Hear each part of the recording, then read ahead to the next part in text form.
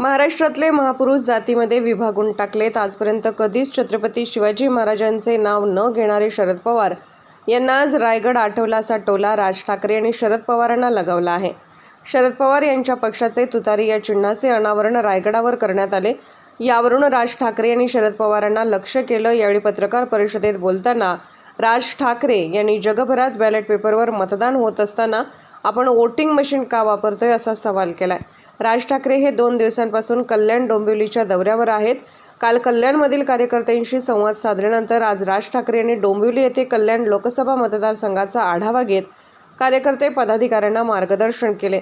यावेळी आयोजित पत्रकार परिषदेत त्यांनी राजकीय परिस्थितीवर भाष्य केले. कल्याण डोंबिवली केलेल्या दौऱ्याबाबत बोलताना राज ठाकरे यांनी सध्या लोकसभा मतदारसंघाची चाचपणी सुरू आहे. कार्यकर्ते पदाधिकाऱ्यांच्या बैठका घेत असल्याचे सांगितले.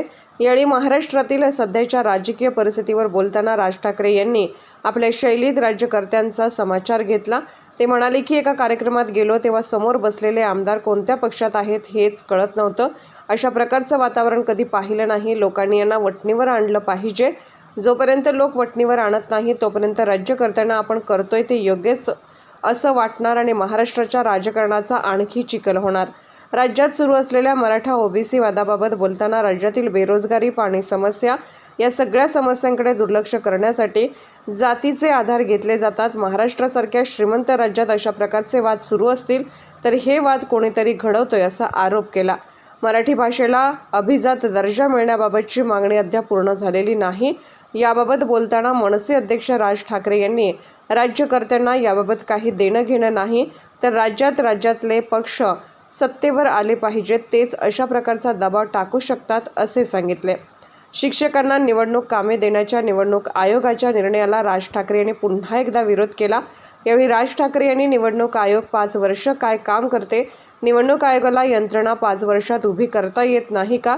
शिक्षकांनी मुलांना शिकवायचं सोडून ही कामं करायची का? असा सवाल करत शाळा संपल्यावर शिक्षकांना निवडणुकीच्या कामाला लावणार असा काही निर्णय घेतलाय, हे करून तर बघा असा इशारा राज ठाकरे यांनी निवडणूक आयोगाला दिला आहे.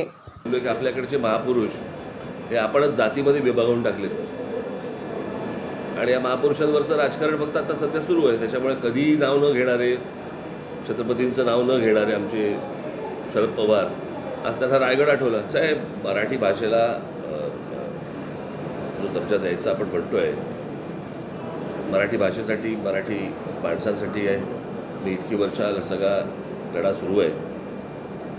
पण मराठी भाषेचा अभिमान असणारे आपल्याकडे किती लोक आहेत असे? मी खास करून राजकारणात बोलतो आहे. मी बाकी नाही म्हणत. मी राजकारणाची गोष्ट बोलतो. त्याला काही देणं घेणंच नाही आहे. अभिजात भाषेचा दर्जा दिला म्हणजे काय दिलं असं विचारणारे लोक आहेत आपल्याकडे. यांच्याकडनं कुठची गोष्ट होणार आहे? पण मी नेहमी सांगत आलो तुम्हाला की राज्यांमध्ये राष्ट्रीय पक्षांची गरज नसते. राज्यातले पक्ष पाहिजेत आणि राज्यातले पक्षच हे या प्रकारचा दबाव आणू शकतात आणि तरच त्या गोष्टी होतात. मला समजत नाही, निवडणूक आयोग हा नेमलेला आहे 5 वर्ष तिकडे, ते म्हणजे सततचा आहे ना. 5 वर्ष काय काम करतात? तुम्हाला निवडणुकीची यंत्रणा उभी नाही करतायत आणि मग ऐकायला यायचं आणि तुम्ही सांगायचं शिक्षकांवरती भार टाकायचा. आता काहीतरी ते जातीचे दाखले करण्यासाठी म्हणून ती लोकं पाठवली आहेत. काय अर्थ आहे या गोष्टीला? मग माझं म्हणणं एवढंच आहे की मग निवडणूक आयोग करतो काय? माहिती ती संपूर्ण संस्था करते काय? काय करतात हे 5 वर्ष?